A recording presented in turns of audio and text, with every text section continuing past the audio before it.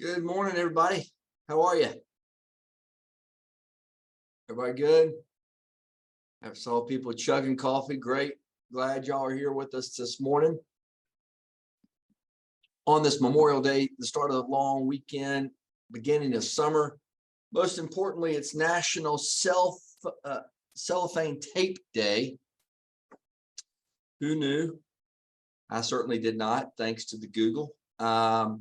But we're excited to celebrate nonetheless. We'll make this quick today. All right. I'll hit a couple of national stuff because there was some trends I want everybody to hear about, and then I'm gonna open it up. But we still got some folks logging in, but we'll keep on rolling. So AAA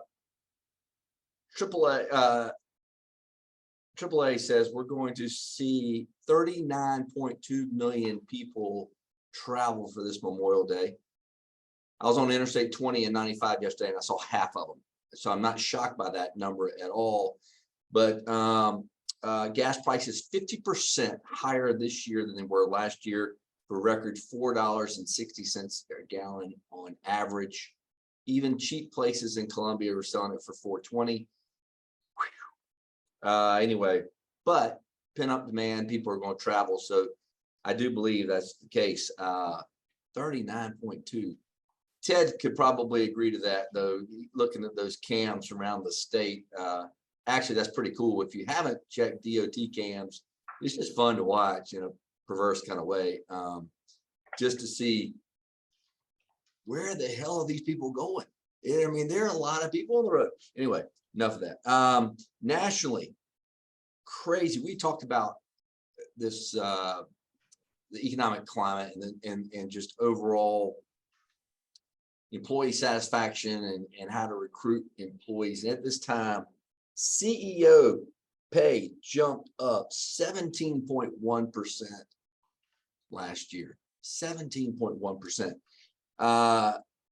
For this S&P 500, the average median CEO pay was 14.5 million bucks. And you wonder why there's a disconnect. Anyway, most of that was because of earnings during the pandemic. So you saw significant growth. If people could manage their get their goods on time and they could sell it, they were selling it. And so big payday for the CEOs. A lot of that, by the way, was not cash. It was in stock options, which CEOs can get, but they're limited on when they can sell them and how often they can sell them, and et cetera. So, but nonetheless, I take it. We don't have stock options here at the Columbia Chamber. I hate to say it. Anyway, doesn't surprise y'all in the least, but whatever. All right, more travel woes.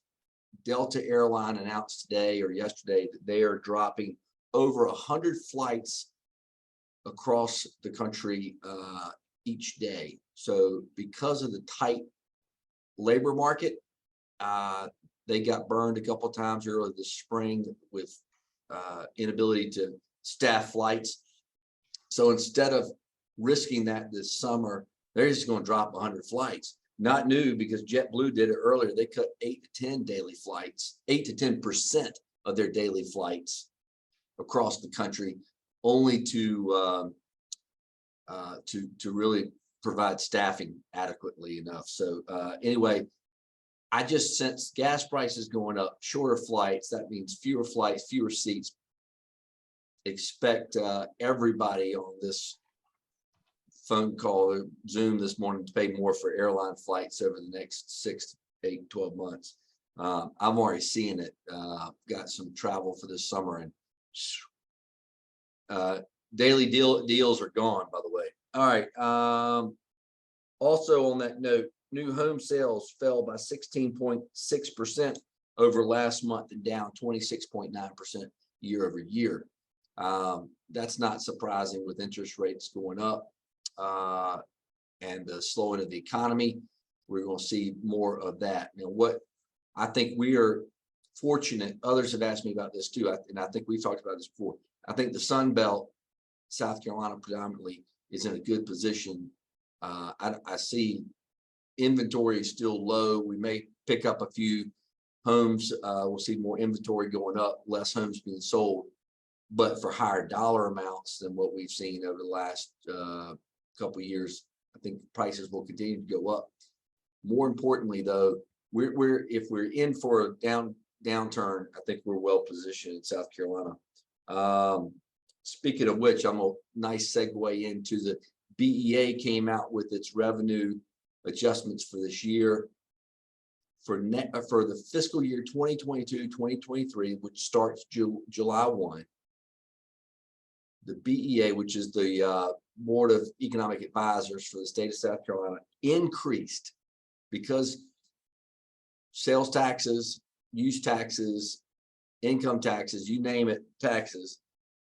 We're going to see additional $5.98 billion for next year. That's over and above what they anticipated. Another close to $6 billion. Wowzer. That's incredible, quite frankly. I mentioned this 20 years ago, the entire budget was $4 billion, and we're going to see additional $6 billion for the year next year. That just tells you the type of growth we're seeing across the state, and that goods and services are being sold at a record pace. So crazy. Let's talk about local stuff. I was interested. I was pretty impressed actually with Lexington County pushed back on their penny sales tax discussion. They want Lexington County wants to put a penny on the sales tax, a penny on the ballot this coming November to raise money to pay for projects, road projects specifically. On the list that was put before them were walkways and bridges and stuff that are great. Don't get me wrong, much needed stuff. However, county council pushed back and said, we only want to fund road projects. Go back and revise the list and bring it, because if people, that's what people want right now, was they want to see infrastructure improvements, which we should. We really need it. For those that travel hardscrabble, have been waiting for that road to be expanded for the last 5 years. I'm with you. So penny sales tax, penny increase for infrastructure on the ballot, hopefully the next fall for Lexington County. We'll see what comes back. They're in a tight window, so the folks that are putting together that list, the recommendation committee, has to get some work done before county will approve it. So we're still seeing significant growth in the hospitality and retail. Some new stores in 5 Points, Parkland Plaza over in Casey, you're seeing 3 new tenants. Lots of good stuff. Christian Yami owns the Black Rooster and Bourbon, announced a new concept this week. So we are seeing lots of growth. We're still not seeing the needed commercial, white collar jobs that we need in Columbia, but hopefully city, county officials are working hard on that. But we did see, first one I've seen in Richland County, though, a Missouri-based real estate group announced a spec building of 350,000 square foot spec building in Richland County this week to a tune of about $28 million, which is great. You're seeing that. That's a national trend. We talked about this a few weeks ago when I came back from the port. The port has doubled in size, but we've not doubled the capacity for warehousing space or spec buildings or such across the state. You can't find it. You can't find short-term rental space for manufacturing or anything. So good for that Missouri-based company. We're excited. That's 28 million we didn't have before, so we're excited about that. All right, last thing. Speaking of local, the chamber sent a letter to our elected officials. If you notice this week, there was conversations around the zoo. There were conversations around other places about wanting bond dollars. At the same time, we're trying to have a conversation with the city on lowering our property tax bill. And so I think it's a good time to hit a pause button from the county's perspective and not allow any increases, bond referendums, bond bills pass. We need to get our tax structure in order, and we can't do it if everybody keeps adding to that. Bottom line is we're not seeing the growth that we need for job growth wise, and we need to get our tax structure. So the chamber, me specifically, wrote the letter, or staff, thank you, Meg, but we sent a letter out to our county officials at Richland 1, Richland 2, city and the county today, asking them to hold the line on new spending and no new bond bills being passed this year in Richland County, because I do think this is a great opportunity for us to really dig in and get it right. And over a period of time, if we take the heat now, if we actually just suck it up now, we'll be in a lot better position. So just want to let y'all know that was happening. Also, it is Memorial Day weekend, and so there are lots to do. Fireflies are traveling this weekend, but Blowfish, Lexington Blowfish had its first game this week. Go out and visit them in Lexington. And also on Monday at 10 a.m. is the laying of the wreath at the Veterans Cemetery at Fort Jackson, the National Cemetery, which is a very moving, wonderful ceremony. If you haven't been, check it out. Visitors are allowed, 10 a.m. I highly recommend it. Also, great place to take your kids. All right, with that, I was on a roll. Boom, boom, boom. All right, what you got today? Anybody got anything for the good of the group? Hey, Carl, this is Craig. I'd like to thank Leadership Columbia. They were putting in a TV yesterday down at the adult daycare. I think that's the absolute last thing they're doing, because they're supposed to be done. And then Nick has just done a great job, Meg. These folks have gone so far above and beyond what they should have done. The TV, the basketball court, they built a basketball pad for us to play with the clients. They love it. They painted the day center, the adult daycare, flyers, advertising, interviews, bikes. They've given out bikes for the jobs program. It's just all kinds of stuff. You name it, they came up with all kinds of great ideas that, we asked for the help, and they were more than happy to do it. So I can't thank Leadership Columbia enough for what they've done. Thank you. Yeah, thank you for mentioning that. They did a great job. And next year will be our 50th class of Leadership Columbia. And the project they've done around the city have been phenomenal. So thanks, Craig, for what you do in transitions. I'm glad Nick Collins and Meg Sim and others did a great, great job. So thank you for mentioning that. By the way, there's a press release that went out this week on that. And one of our crack media communications staff put that in the chat box. So Adam Vance. Hey, good morning. To add on that with Craig, I did want to say, if Nick was supposed to, we're trying to get 2 guys in right now to the adult daycare center. They're if you can call Terry, they're going to put that TV up on the stand. Nick and I were there last night, and what takes Nick and I 3 hours will take these guys 10, maybe 5 minutes. So they're parked in the subway next door. Thanks, Craig. Craig just went. He just look at that. You asked him. Boom. He gets stuff done. So sorry to use everybody's time for that, but we're almost there. Thank you. That's awesome. Yes, sir. Good morning. Shout out to Susan and the program that you guys did for military outreach.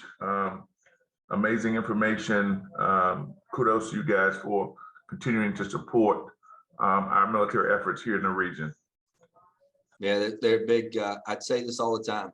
Charleston can produce planes, and Greenville can produce cars.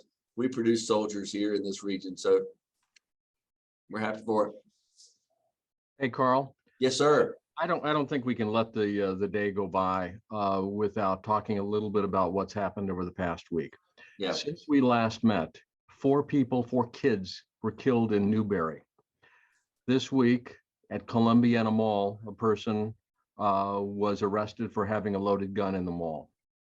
DJJ had a kid in there with a loaded gun. Yesterday, a 7-year-old boy at Sandlapper Elementary had a loaded gun. On Tuesday in Texas, 21 people were killed. It's affecting everybody. It's affecting mental health.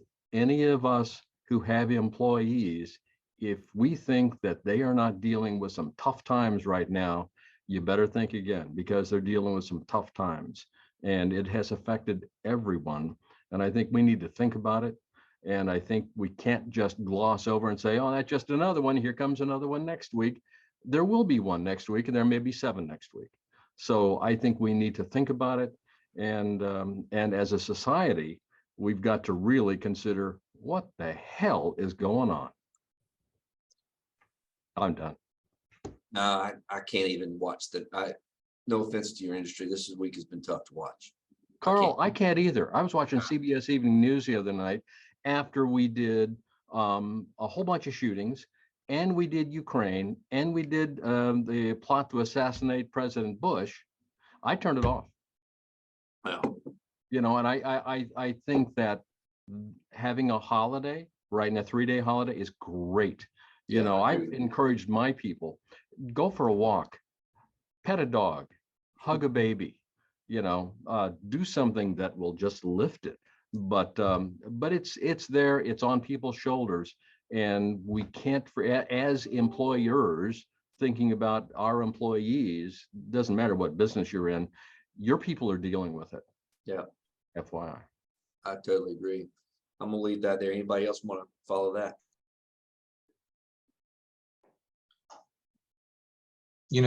Rich, you mentioned, urging your folks to go for a walk. That just kind of resonates with me every once in a while in the evening. If I'm doing some work or involved in something, I'll take a break, go for a walk with my dog to kind of clear my mind. And I did that the other night. And it really didn't help.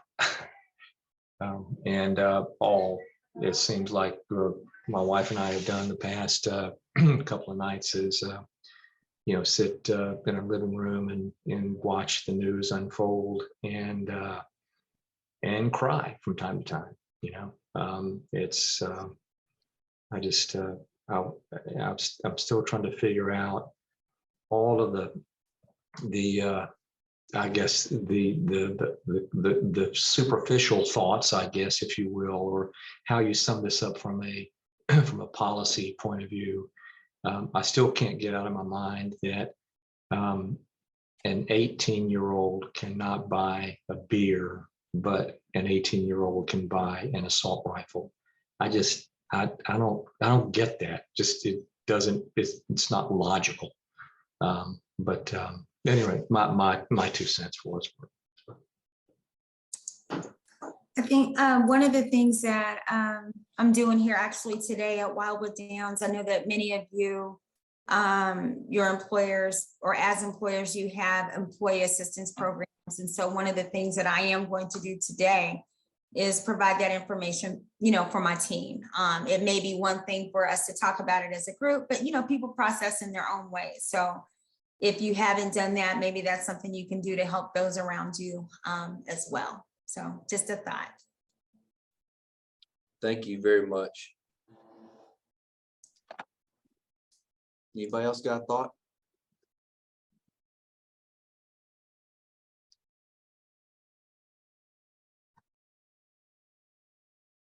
Hey, Carl, I didn't want to make it a downer meeting. No, listen, it's the elephant in the room, and one that it's been tough. I echo y'all's comments. We got to do something. There was I couldn't make it yesterday morning, but a good meeting with community leaders at the Swinton Center yesterday morning, talking about the gun violence. And so I've met with JT McLaughlin at the Urban League and Sarah Fawcett with United Way. We've been discussing as well.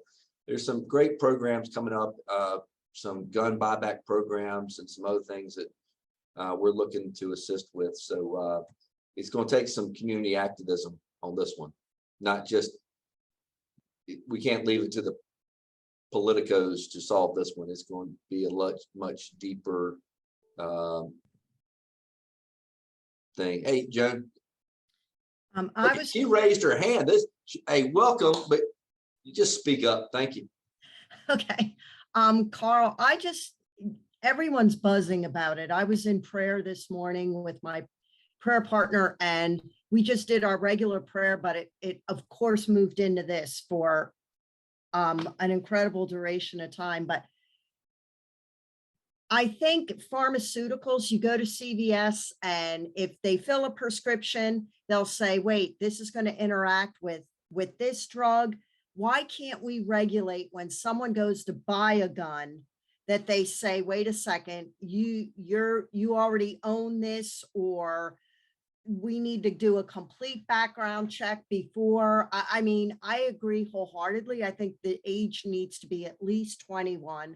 I don't want to get political, but I don't see any reason why anybody, unless you live in Ukraine, needs a semi-assault rifle at this period in time, period. But I think there needs to be regulation like that's a coding or something that would, hey, this person's buying a whole lot of ammunition, or some kind of regulation needs to be done, because otherwise it's just going to be what someone said. Next week, it's going to be something else. So my 2 cents. But we have to stop going around the elephant in the room and actually face the elephant. That's the point. Yeah. And right now, I'm not sure there's the political will to face the elephant, and I don't know what it will take to get there. Yeah. Hey, Tom, you about to say something? Yeah, and I go back to what Joan just said. She said, and I hear myself saying this all the time. I don't want to get political, all right, but the solution is to get political. All right, we have to have elected representatives that want to do something about gun control instead of just push it aside. And we can't say somebody else is going to take care of it. We can't say, oh, the Democrats are going to do this, the Republicans are going to do that. Officials need to hear very clearly, loudly from each one of us that this is unacceptable and we're going to do something about it. And you can be a part of the future, or you can get left by the wayside. But these guns, you shouldn't be able, an 18-year-old shouldn't be able to buy a weapon, period, much less an assault rifle. And I just, it's done. It's done. But we're not going to get it being politically correct. We're going to have to get politically incorrect in a nice fashion to get it done. Sorry, Chuck, you can tell the boss that I was ranting and raving this morning. Okay. This is a safe zone. It's all good here. So Tom, I think you're correct. I mean, I was looking at the news yesterday, and you had a foreign journalist was asking, a question about why this only really occurs in America, and you had a member of Congress that got offended because the question was asked, and I'm like, and so that signifies where the problem really lies. I mean, and then he reversed it on the journalist, saying that he was political. The guy was just asking a question about why does this happen, in America at the rate that it's happening, and because he didn't have an answer, he chose to go on the defensive. So that signals where the real issue lies. And so, yeah, they've got to figure it out. And we as America, we've got to figure it out, or we're not going to have an America. Yeah, we're off the charts as it relates to other school shootings around the world. And I think we're number 2 in total gun deaths behind Brazil or something like that. Carl, the number 1 cause of death among children in the United States, this came out yesterday, is gun violence. That's the number 1 cause of death of kids. How can that possibly be?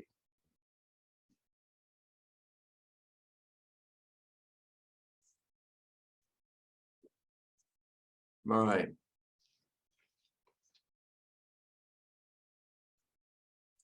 Anybody else got anything?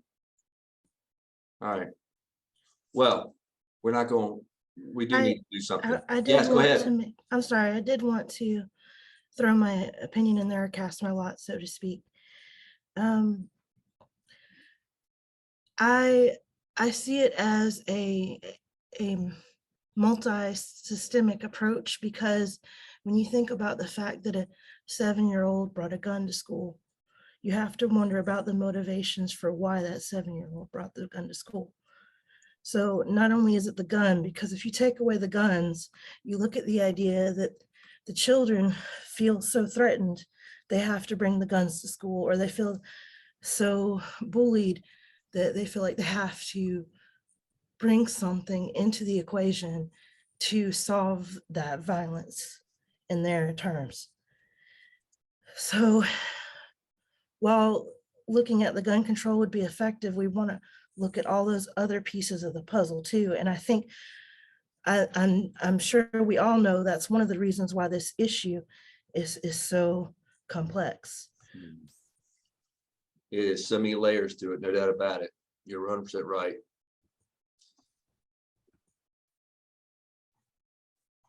All right, guys. Thank y'all for spending some time with me today. Happy Friday again. I wish y'all well this weekend. Enjoy the Memorial Day kickoff this summer. Have a hot dog, burger, watch baseball, hug your kids. Oh, for Pete's sake, drive in the right lane. All right, y'all be good. See ya. Take care.